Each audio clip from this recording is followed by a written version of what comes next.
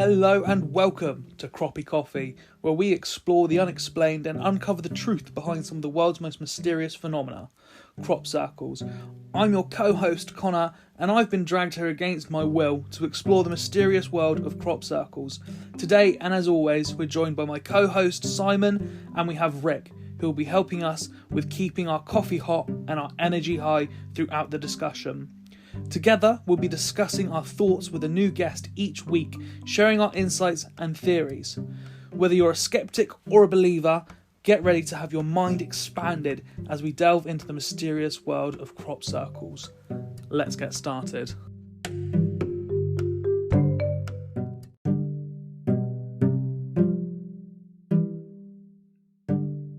Our special guest with us today, crop circle maker Francesco Grassi. Francesco is not only a circle maker, but also an author, and he also has a Master's of Science in Electronic Engineering. And he's here with us today to share his insights and theories about these mysterious phenomena. We'll be diving deep into the history, evidence and theories behind the crop circles and discussing what it all means. So, as usual, sit back, relax and get ready to have your minds blown. This is going to be a fascinating conversation and we are honoured to have Francesco with us today. Thank you. So, Francesco, let's get to know the guest a little bit. First of all, how are you doing today? You okay? All good? Yeah, everything was fine. So very busy with the work, but it's a pleasure to meet you and to talk about this kind of strange activity. It's a research activity in the mysteries and in the paranormal and UFOs and scientific divulgation. So I'm very happy to talk about these kind of things. And we're so stoked to have you on here as well. So can you tell us, let's get to know you a little bit better. Can you tell us your background and how you became interested in crop circles? Yeah. Okay. I have a kind of scientific background. You know, I went to the university. I'm an electronical engineer. But I'm always being interested in strange things, weird things, paranormal, UFOs, all the mysteries around. Okay, so, but from a rational perspective, so I don't want to use the word skeptic because skeptic is, I don't like the word skeptic. Skeptic means that you don't want to you don't believe something because for some reasons.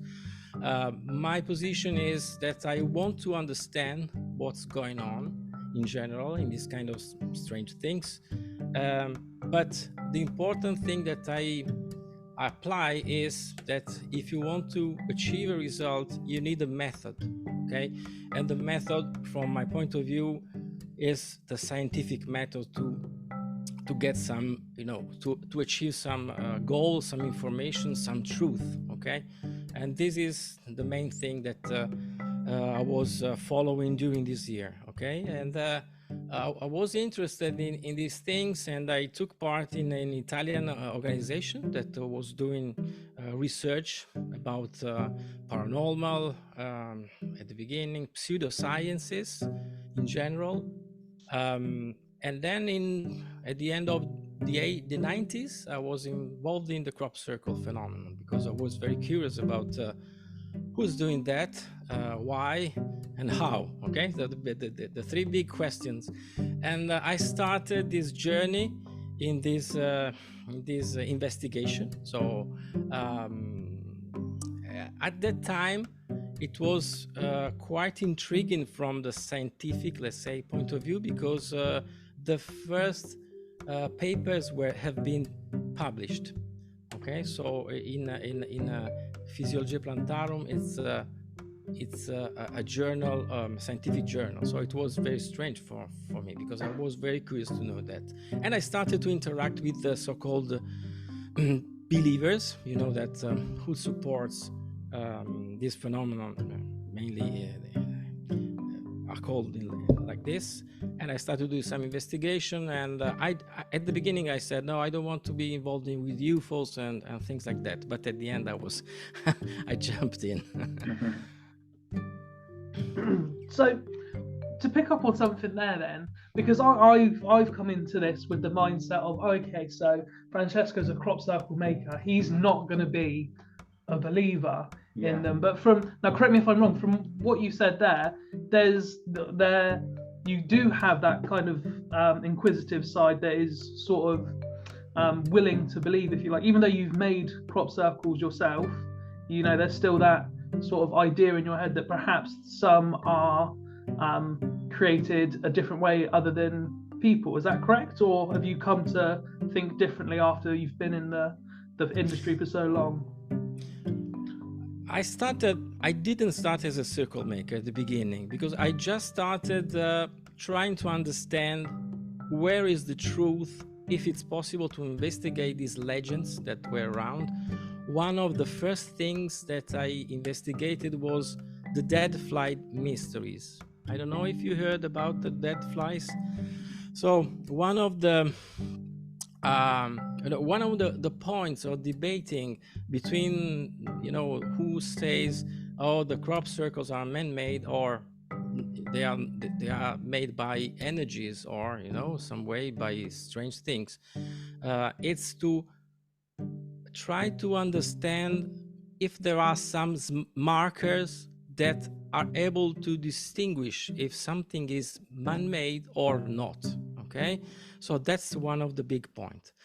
And in the first years, we're talking about 2001, 2002, in that kind of period, the dead flies mystery was very, very, important, because the legend or the story says that the genuine crop circles would show flies stuck to the wheat. Okay. With the proboscis, with the wings in a strange position, and that's the marker of the strange energy that created the circle. Okay, yeah. So that was one of my first investigation, and I did investigation. I found the solution of that, and the solution of that, it's a mystery, but it's a natural mystery. It's a fungus. Okay, it's a fungus that attack the flies and make them to being dead and stuck to the wheat in a strange position. Okay, so it's a mystery, but there is an explanation, and the science already explained that. But the others, they were saying that was the marker of the genuinity of the crop circles. So that was one of my first things that I did. So I did other investigation. For instance, they said, okay, but another point is the crop circle started at the beginning of the 80s, so 1980, because the story of Doug and Dave. So we can the two first circle maker of the history, they invented this kind of art, strange art. But they said at the beginning, no, because in the past we are able to find some pamphlet, like the Mowing Devil. The Mowing Devil was a very famous document that was discussed. It is in 1678. But I did another investigation. So I did a lot of investigation, and any investigation that I did proved that the truth was another. So it was not a mark of something, but this is a kind of law. Zero checks, zero control, the phenomenon is 100%. But when you start to check, you start to investigate, the phenomenon goes to zero. So this is an empirical law that it happened to the people who does this kind of investigation in a rational way. And so at a certain point, it was 2003, 2004, the people said to me, hey, but you are just you are doing your investigation by internet, so you are not in the field, so you don't know nothing. And so and so at that point in time, in 2004, I met via internet an English circle maker, and I went to the UK in Wiltshire, And when I arrived in UK, I arrived in the morning, and in the night I was in a field creating some crop circle in the Wiltshire. So I started to learn how to do that kind of things. And when I went back to Italy, I started to do these things in Italy, in Italian fields. So yeah, that's the other story. So if you want to ask me something, yeah, we'll do. Yeah, it's all good. So, Francesco, I mean, obviously, you know, we're going to dive into sort of how these crop circles were made from a human side of things. What have you got any idea of what causes one single source? What causes crop circles that have been sort of made overnight and not made by not possibly made by humans at all? Have you got any ideas of what else could form these crop circles? I mean, historically, some people found strange shapes into the field. For instance, it could happen that the wind, the rain, things like that creates shapes, circular shapes or semi-circular shapes. But in that case, the edge of the circle or the edge of the shape is not crisp like the crop circle that we know. Right? But you will find, at least in Italy, when the crop circle season starts in middle of May, and maybe the same in UK, I believe. But a lot of newspaper, when they start to see this lodging, it's called. So when the crop is lodged by the wind, by the rain, and so on, so they start to say, "Oh, strange shapes." So this is crop circle. That could be the explanation in some cases. But when you have the crisp edge, when you have very specific shapes, it's very unlikely that the nature could do that kind of things. Okay, in fact, the beginning of the story is that Douglas Bauer, an English guy, he was 60 at the time. He was in Australia in 1968, and he was very interested in UFOs and paranormal and these kind of things. When he went back to UK, because he was working in Australia, but when he went back in UK, he met his mate David Chorley, Dave, and Doug had an idea, a strange idea. So he said, I remember an episode, I remember something that happened in Australia. It was a kind of circular shape in the swamp. And he said, why we don't do a circular mark a circular shape in the field, so the people will think that an alien ship landed. That's the beginning of the story. And they started to do these kind of things in 1978, but nobody cared about that because they did it in the fields, and it was very difficult to understand or to see these kind of things. But then in 1980, they did in a punch bowl, Davil, that is it's an area there in Wiltshire, and it was very so you can do a shape into the field, and you can walk in the hills and see down. So the phenomenon started, and they were very happy about that. And so the story began, and they created shapes much more complicated and complex because there were two, the first believers that they started with, Terence Meaden, the professor that was saying that the cause was a whirlwind coming from the top to down instead of going from the down to top. And then there was Pat Delgado and Colin Andrews, and that's the beginning of the story. If you ask to me, do you think that other things could create these very complex formations, very crisp, with the edge very crisp? It's unlikely. Okay. Okay, so going back to you, before you visited Wiltshire, and this is hopefully going to lead on to a separate question. Before you visited Wiltshire, how many crop circles sort of were made in Italy? Like, were they as common back then, or was it very much it's in Wiltshire and then it sort of spread it out from there? Okay, before going to Wiltshire, I didn't do any crop circle before. Okay, so my first crop circle, I made my first crop circle in Wiltshire. Okay, in the English fields. There were some circle makers in Italy at that point in time. We were talking about the initial years of 2000, but you know that the main artistic shapes are from UK, so there is no doubt about this. So the best crop circles are in the Wiltshire area.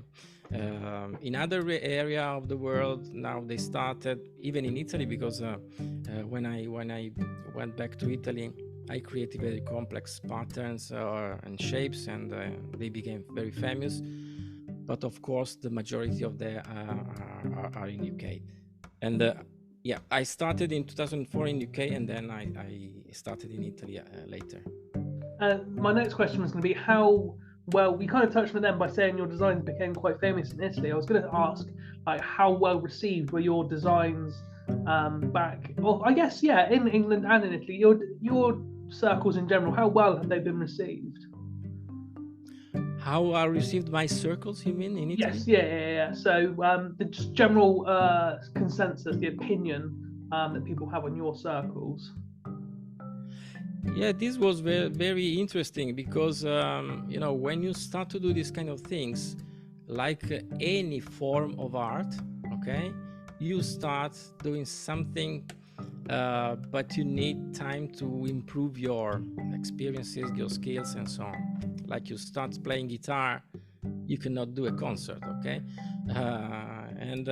So I started in 2005, and I did a public crop circle for some specific reasons, and I made crop circles without saying that I was the author, exactly like the real things that are in UK, because this is very important. When the community knows that a crop circle has an author, they say, yeah, okay, this is not the real thing. It's very easy to understand that this is human-made. But if you don't say nothing, the community starts to react to this, and they say a lot of things. They create legends, they create, you know, everything that we know. So I started to do crop circle. I didn't say that I was the author, and I started to understand that the community was not only in Italy, because internet was quite important, not like today, but in 2004 or 5, okay, there is a very famous website, crop circle website. It is the Crop Circle Connector that makes famous a lot of formation, not only in UK. And so the community reacted very in a positive way. I mean, saying that it was impossible, that this was human-made and so on. But it was till 2011 that I decided to do something bigger. Something bigger. Yeah. something bigger, like but I wanted to do okay, just I want to clarify this. My position is not to trick someone, or, you know, I don't want to put the other in a bad position. The goal is to make the truth being evident. Yeah, so I created this as a kind of social experiment. So I created a shape. Anyway, you see on my background, that's the 2011 shape. I created a 7-pointed star, and with some binary code inside, other things inside, and we created this formation. So I collected all the reaction from the community in Crop Circle Connector. So not Italian, but all over the world. And at the end, they created the methodology on that circle and a lot of things. So I proved on my skin, we say in Italy, that when you do something and important or not important anyway, if someone wants to see strange things or non-human things, they see what they want to see. And okay, that was the success of this kind of social experiment. And then I continued to create other shapes. So I think the $1 billion question that I've got burning on my mind, Francesco, is that how do you do it? How do you create these magnificent works of art? How do you do it? Would you share that with us? Okay. Let me explain the basic techniques, because otherwise it's impossible to understand, the more complex things. But you have to imagine that everything starts with a circle typically.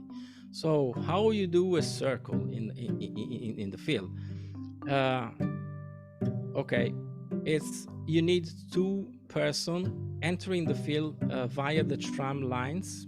Okay, so you don't create mass in the crop. You arrive whenever you want in the field, and then to create a circle, you need a radius, and the radius you do the radius with a tape meter. Okay, because it's very easy to wind and unwind. It's easy to carry. Okay. So let's imagine you want to create a 10-meter radius circle. One is the center. One guy will be the center, and it stays in one point, that is the center. And the other guys, using the tape meters, it goes to 10 meters, for instance. Okay, so they are like this. The people starts to walk. Who's doing the circle? He starts to work in a lateral walking. So you create a shape, you create a line, a construction line, so-called, like you do with I don't know how do you call in English, but when you draw a circle, like a compass. The compass, yeah, with the compass. So it is exactly so. So the pencil point are the foot of the circle makers that is circling around. Right. Okay. So the line that you draw on your paper is 35 centimeters, because it's the foot of the guy that is walking around. Yeah. And so when the guy is walking around, at a certain point, the circle is that figure. So you arrive at exactly where you started your circle. And at this point you have the circle. I mean, not the circle, but the circumference. Okay. Yeah.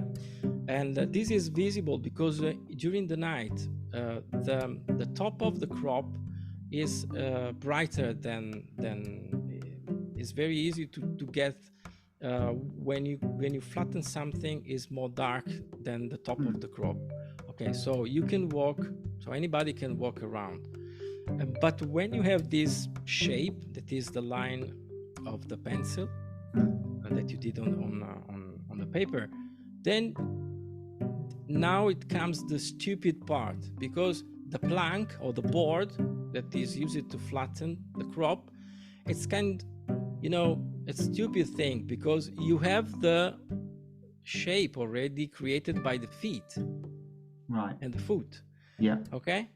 Otherwise, it's impossible. So you don't start to create the shape with the boards. Okay. You start to create the shape with your feet. Right.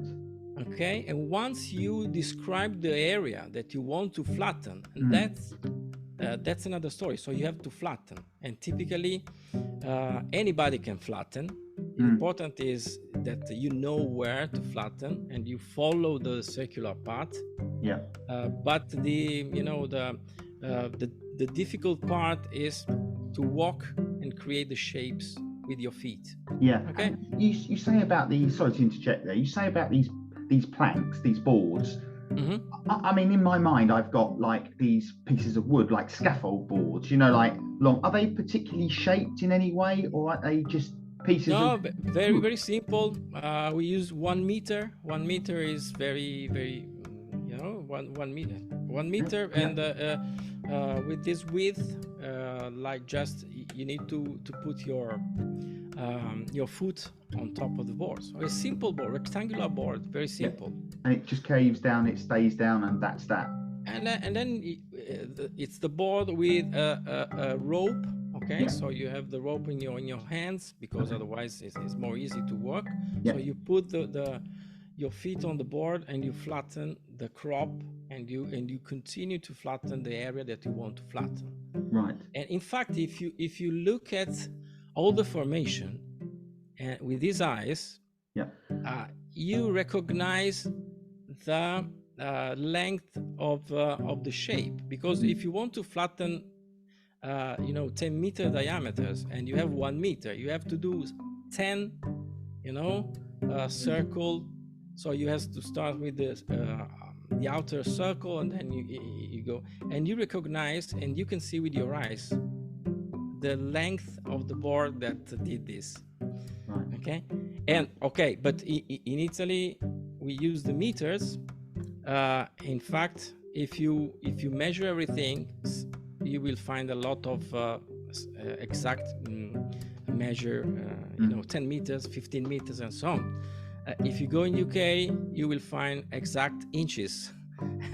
So you will not find meters, but you will find that it's exactly 15 inches or whatever. And even the board, and that was a marker of the Dagenham crop circles, very very important, because they used the inches with boards with inches and not meters. So that was another marker. But the important thing to create the shapes into the field is that you enter the field via the tram lines. Yes. You do with your feet the mark, in this case the circular mark, and then you flatten. Okay, and then you flatten what you want to do, what the area that you want to flatten. So that's the beginning of the story. Right. Then you can make more complex things. For instance, you have now created a simple circle, but let's imagine that you want to, so you don't flatten everything inside, but let's imagine that you want to create a 5-pointed star into this circle. Yeah. Okay, you need to understand, okay, you need to mark on the ground the 5 point of the stars, but you do the calculation at home, so you know exactly the length, the distance between each point of the star. So you take you can use several way of marking points in the ground. Very simple. I use typically flags. Okay, so flags with the number written. So you stick in the ground, and you say, okay, this is point 1. You choose the point 1 in a very arbitrary way, excuse me, and then you move, and you get the second point, and you stick the flag number 2, number 3, and number 5. So you, like you did on the paper, you do the same things, but you use the flag to create these kind of markers in the ground. And then you start, if you want to create a line, not a circle, okay? So you need 2 points. So you can imagine 2 guys with 1 meter taking the tape meters very tight. And so you have the line very wide, so everything is clear. And the third guy is working a lot with the feet, following the tape meters, and you create the line. You don't create the circle. Okay, for instance, the line, you need 3 guys, typically. For a circle, you need 2 guys, one the center and the other creating the circular pattern. and then you start to create something complex because it's an art, you know. As you can ask me, okay, how do you do, you know, the drawings of I don't know, of some things, but you know, I can tell you, you need a pencil and a paper. But the pencil and the paper, yeah. okay, but I can show you, okay, so you can draw these kind of things like that, and you can start to create your art and make things more complex. To give you my feeling on this, typically when I okay, when you have some experiences, some skills, you want to try something new, okay? Yeah. And like in any kind of arts, okay, if you want to achieve a goal, I mean, let's reverse the reasoning. So if I know some technique, okay, I know how to use that technique. Yeah. But I challenge myself, and I create the drawing, and then I start to find how now I can create in the field this drawing. Okay, I don't create the drawing because I know how to achieve a shape. I create a shape that I like, and then it starts the challenge to me because I don't know, for instance, how to solve some problems. So it's this problem-solving activities, because something when you draw, when you make a drawing on the paper, it's easy, but when you create circles or shapes into the field, you need to take into account the crop, the standing crop, how to move, how to walk, the sequence of the actions, and so on. And so that's why there are, I mean, if you ask me, oh, do you see that crop circle? And I can tell you, yeah, I understand. But how could you do that? Maybe I cannot answer because it's not my technique. I don't know. I see what you mean. So yeah, sometimes you might have an idea how that's created, but actually you don't know how it's created because you didn't design it, and therefore your thought process to that would you know, you wouldn't be able to understand that. I get that. I get what you're saying. Yeah, I get what you're saying. yeah, because maybe some English teams they created a technique that I don't know how they do that. For instance, I can tell you that in specific cases, some circle makers sent me an email and say, asking, "Hey, how you do that?" And I explained my technique, and they said, "Oh yes, I got it. So I will try that." Okay, so I can reveal that, for instance, the laser are extensively used now, because now it's possible to use the lasers. But in the 80s, when Doug and Dave started, they cannot use the laser because the laser was not available. But now, if you want to create a line in the night, is very beautiful to place your red laser, and you see the top of the crop with a straight line, red straight line that you can follow and go in a straight way, just you and the laser. So one guy, now it's possible to create that kind of things. And any things that you can invent, you can put in this kind of arts, because the important is the final effect. Okay, so that's my position. So when I create a shape, possibly I create a shape, I like the shape, but it happens that oh, I don't know how to do. Now I can do that, and I start to try to find a solution to be in the field and to create that kind of shape. So it's a kind of challenge. Have you ever you know, designed a shape on paper, gone into the field, just you and your buddy, and then actually, as us humans, you know, do all the time, we mess up, don't we? And has there been a time when you've gone in and actually you started a crop circle and then gone, hold on a minute, this is wrong, that's wrong? And how do you kind of rectify that? Do you change your original plans, or do you abort it? You know, what goes through your mind at that point? Yeah, this is an interesting question because of course, any crop circle is a one-shot activity. you have not the possibility typically to do the exercise and then go into the field and create the crop circles. So you create the crop circles, you start to think, you plan all the activities with the team, and then you do something, and the errors are possible. Okay, and you have to manage. For instance, in this crop circle here, we made some errors, but nobody knew. If I told, oh, I am the author of that, they would say, it's very easy to understand. That's an error. That's an error. It's a very weak formation. But they wouldn't know because they didn't design it exactly. Yeah. Yeah. But in this case, my error, our error, and then I can explain which is the error. That error became the interesting part of the circle, something strange to start the decoding of the circle, and they start to create legends about that. And that is very important because another time it shows the mechanism of the human mind. When you don't know the author and you believe that some energies or whatever creates they believe these kind of things, they do not interpret it. What it's really an error, like an error. It's the marker of the energy.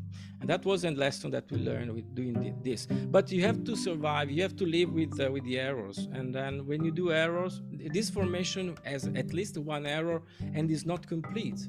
So we had to go away and leave the field, because when the sun is starting to so you have the dawn, you leave the field, because otherwise you are the other people start, the morning is starting, people are driving and they can see. So typically you go when it's dark and you leave before the sun is rising, and so that information is not complete 100%, but nobody knows because they have something to see and they can do their judgments and so on. So in my mind, I look at crop circles and I think, how have they achieved that in a night? Well, yeah. So how long does a crop circle on average, hours or whatnot, take? Just two people to do such a magnificent, in my yeah, because by the sounds of it, Francesco's making it sound like it's a piece of cake. Yeah, a bit of board, a bit of lasers, we'll throw a bit of there, we'll have a cup of coffee, which is fair enough. It speaks for his craft. He's an artist. Yeah. But I just want a sort of ballpark figure, if you don't want to give it away, but just how long does it take to sort of do a crop circle? As said, okay, this formation here is big, 100 meters. Okay, so you take two soccer fields, football fields, and you put together. So you have 100 meters by 100 meters, so it stays there. It's quite big. We did in one night 7 people. Okay, so they've all got their half to do. Right, Yeah, I got it. Okay. Yeah, so there is a large team. But now I'm wondering, why is crop circle season? Oh, I guess it's when the crops go. I was gonna say, because you'd have longer nights in the winter. Yeah. But crop circle season's in the summer. But it's in the summer, isn't it, predominantly? Yeah, unfortunately, the night during the best period for the crop circle, the night is very short, because in Italy, at least where I live, the dark is 10 p.m. and the light starts at 4:30 a.m. So it's not so long the night. You've got about 6 hours to get it done. But there are a lot of examples where the circle makers leave the formation as it is, and they come back the second night to add or to finish what is not finished. Nice. And there are a very famous example that they went back the third and the fourth night. So, and strangely, this is not exactly very clear that there are people that they are returning on the field and adjusting and enlarging and creating, make the things more complex. But the people, they say, okay, the energies, this goes. So to me, it's very strange, because it's the example showing that human beings are doing these kind of things, but who don't want to to get this point, they say, okay, the energies, they did this. Oh, the strange energies does these kind of things, or in 2 seconds, or in 5 nights. Amazing. I suppose, like you say, people go into these crop circles, and some of these crop circles, people say, well, actually, I had a feeling there. I felt energy there. Yeah. I'm not being funny. I mean, if you had 7 people running around within 6 hours with a fear of getting called throughout the night, you're going to create a lot of energy, aren't you, to last a lifetime there? You know. But that's part of the so-called, the Croppies are the people that are going and walking into the crop circles. And of course, when you believe that something mysterious, you are walking in a mystery. So this is very very internal. So I can understand that someone can have some strange perception and so on, but that's the human response to these kind of things. Okay. Have you ever been, like, say about the people that lasers and that and torches and stuff like that? Have you ever been disturbed? So creating these masterpieces, because that's what I see. That's what we see is you creating these masterpieces. Has anyone ever gone, hey, get off there, stop, and you've had to abort? No, that was not the case. One thing is, okay,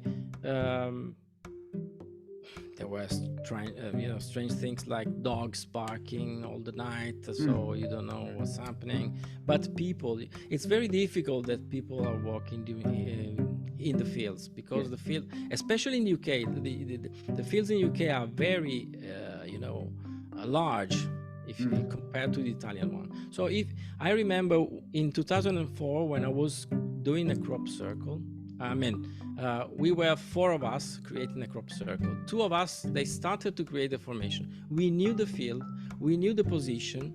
So me and my mate, we went later, and we wanted to spot them and to reach them to help on this crop circle, but we were not able to find them.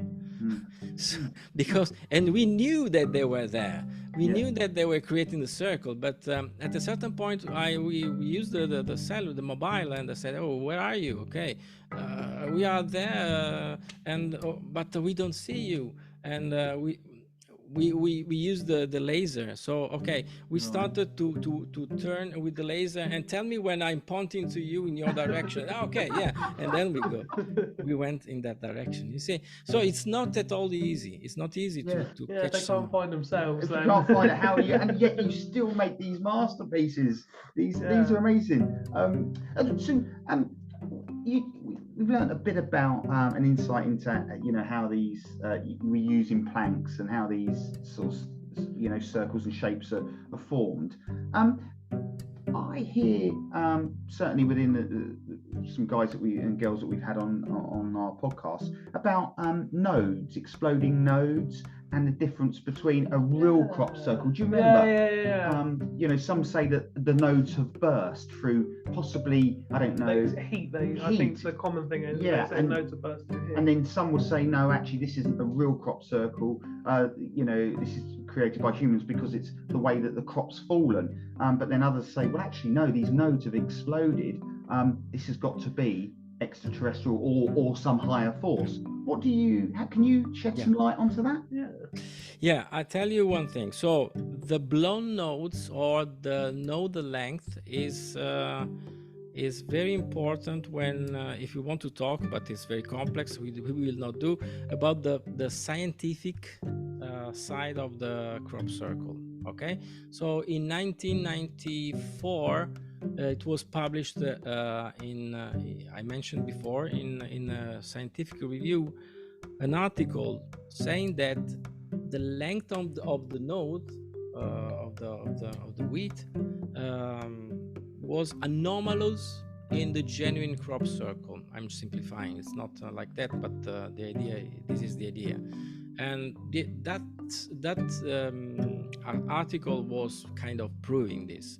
That was 1994. 1999, another another article was published pointing to this direction, and in 2001 there was a very famous article pointing in this direction, saying that the node length goes like the mathematical formula, like 1 on h4 square, like a point of electromagnetic point was irradiating the fields. Okay, kind of ball of lights, a ball, so-called ball, a UFO, in other.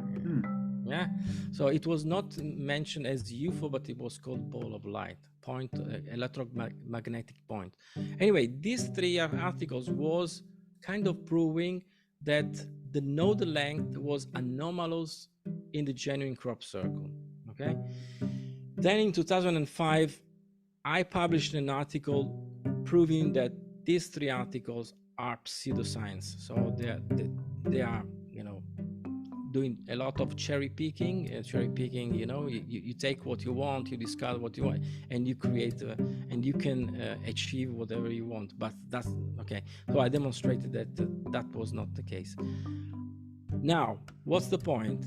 When you flatten the crop and the crop is still live, okay, there is a natural reaction of the crop, especially in the cereal, and it's called it's due to the phototropism, and it's due to an hormone that is called auxin. And okay, so when the crop is down, the reaction is I want to go up. Okay, because I need the sun. So if I stay down, I will not take the sun. So my goal, let me simplify, my goal as a crop is to go back in the right position. And how do the crop does this? Okay, so there is in the length the auxin hormone goes for the gravity, and that creates an elongation of this part of the node that is doing the bend. Okay, and the crop tends to stay to go right. That's what happens exactly when the crop is lodged by rain, by wind, by the plank of the circle makers, by the dogs. Anyway, when you flatten the crop and the crop is green, it will tend to go up and with the elongation of the node. That's the point. Then if you want to do some calculation, find the UFOs that are irradiating the fields, that's another story of the three articles that I mentioned. But people are finding these nodes in the, okay, they say that it's impossible. Yeah, it's impossible for the humans to bend in that way, but that is not made by the humans. Okay, so you can imagine that if the crop is still alive and you go and flatten, in 2 days you will find these nodes, for instance, or you can find in 1 hour if you flatten something that was already flattened by the wind and you flatten with board, but the phototropism started before you as a circle maker went into the field and flatten. You see what I mean? So let's imagine that in your area that you are flattening, already the wind put down the crop.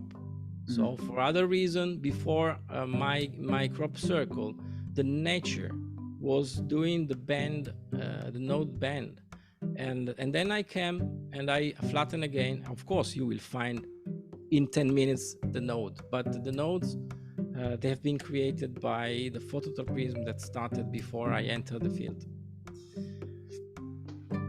Okay, so we are fastly approaching the end of our time. So Simon, do you have any more questions you would like to ask Francesco? Oh, do you know what, Connor? Do you know what? I know the problem is we've got pages of questions here. Yeah. And we've only got an hour to do it in. I know. But is there anything dire you're wanting to get across? Not really. I mean, is there any? I have one very, very quick question. Is there any shapes that you just cannot do?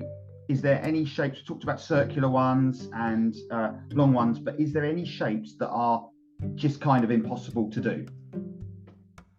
As I said, I mean, my state of mind is not it's impossible to do. It's I don't know how to do. Right. Okay? I don't know how to do, but this is typical. When you do someone doing anything, you are not able to do. So you can just enjoy. I mean, I'm a musician also, so I play guitar. So I'm able to play something, but I'm not able to play everything. And I can play some jazz, but I'm amazed when I see someone doing, some improvisation in electric or rock that I'm not able to do. But that doesn't mean that it's impossible. It means that there are other people that are able to do different things, and I'm not able to do. If I want to learn, I can study, and I can investigate. But that's not the case. But it's a state of mind. It's a way to think about the art, and it's an attitude to be humble. Yeah, absolutely. It's to me.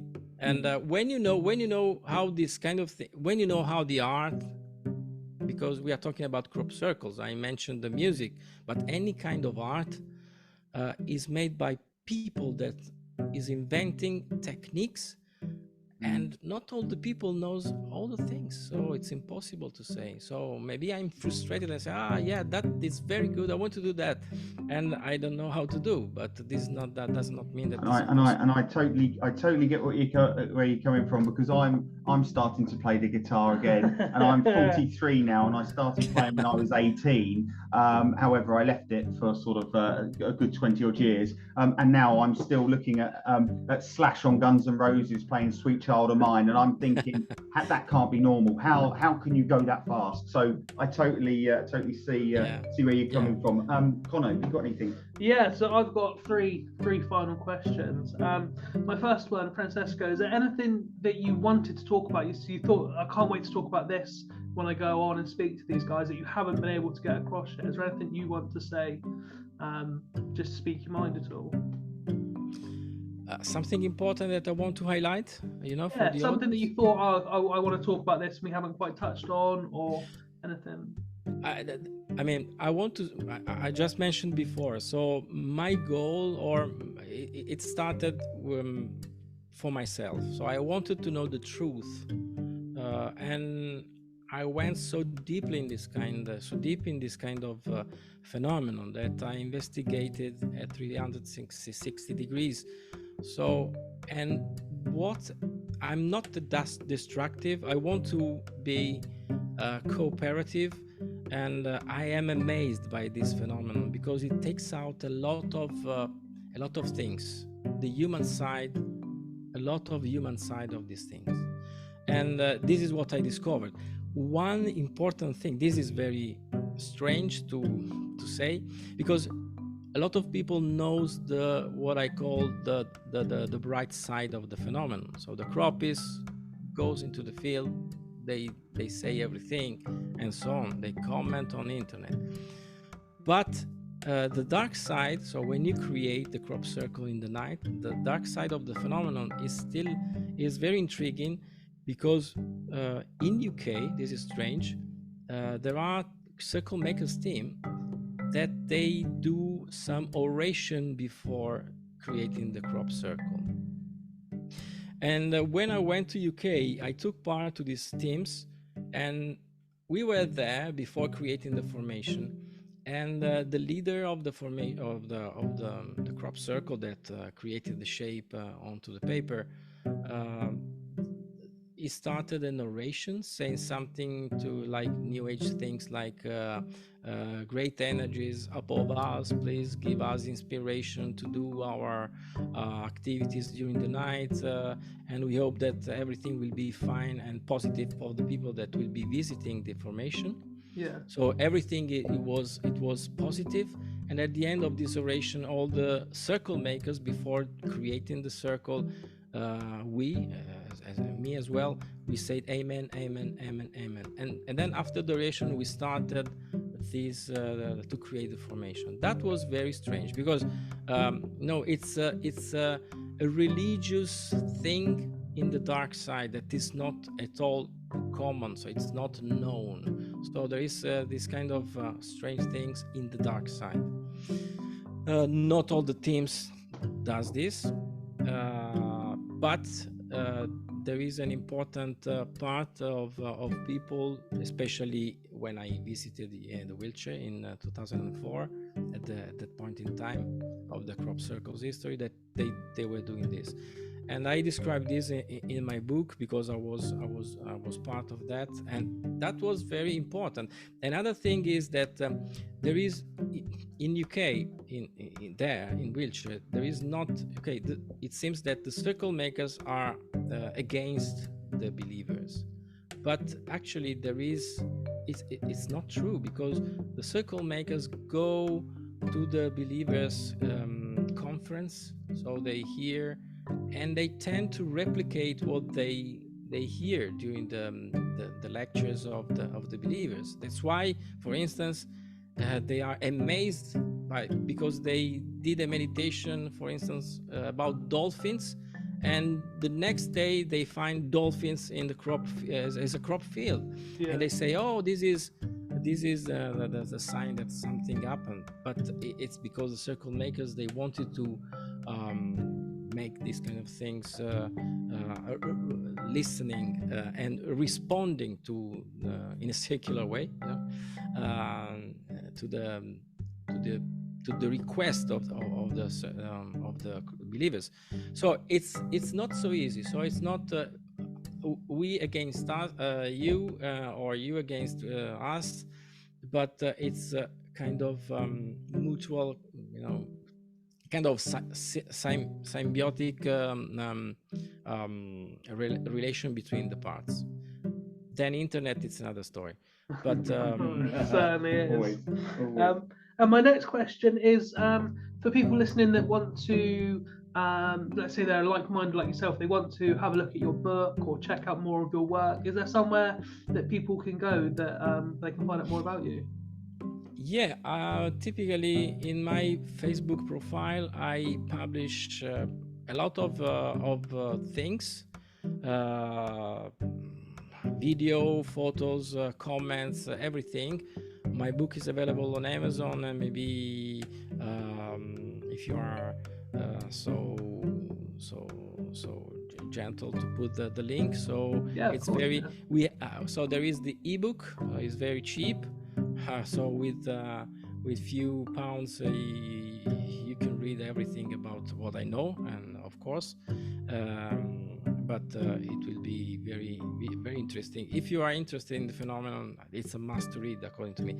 I'm working on the paperback and the hardcover version of the ebook in English. It will be available, I believe, in 1 month, but I will keep you updated. Anyway, I post everything on Facebook, so my profile is public if someone wants to find me. And you go back in time, you find a lot of things that I already debunked or explained, and there are a lot of people that are not believing me, so I show this is mine, this is why I do I put this information in, I encoded in a binary this information. They say no, this is genuine, it's not you, it's impossible that you did this. And this is the best compliment that they can do, because when you are an artist at the end, in this case, and someone says your artwork, it's impossible to be done by human, it's the best thing that you can achieve. Yeah, I can imagine so. And my final question, touching on it earlier, we've literally got, I'll show you, we've got so many questions that we wanted to ask you, and we didn't have time. We can go on, no question problem. is, would you come back on for us? Okay, no problem. That would be that would be amazing if at some point, second round or a follow-up, you would sure. Come back on and have a good chat. But I'm I feel very privileged. I think Connor's the same. Feel very privileged to have talked to you and really heard what you've got to say. So from us, thank you so much for your time. I thank you. It was a pleasure. So I'm very happy to talk about these kind of things. I have no nothing to hide. When I make my crop circle, I of course I make them in a legal way. Okay. So, because the real art is illegal, like the spray art. You enter the field, you don't inform the owner, you create something and you go out. Okay, so that's the normal way to create crop circles. But my crop circles are legal. Okay, so because of course I'm a public person and I cannot do illegal things, of course. Absolutely. So, Absolutely. Well, you're a phenomenal artist. That's all I can say. Absolutely. But yeah, thanks. that's it from us. Yeah, thank you once It was again. a pleasure. I'm available. Francesco. Bye. Bye. Bye-bye. Cheers. Bye-bye. Bye.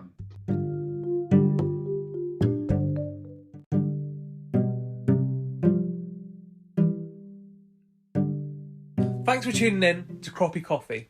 I hope you enjoyed our exploration into the mysterious world of crop circles. I have to say, this has been an enlightening experience for me, and I hope it was for you too. I'm still not entirely sure what to make of it all, but one thing is for certain. There's something peculiar about those circles in the fields. As always, I want to remind you that the views and opinions expressed in this podcast are solely mine, my co-hosts and my guests, and do not necessarily reflect those of the scientific community. Also, I want to give a special shout out to today's guest.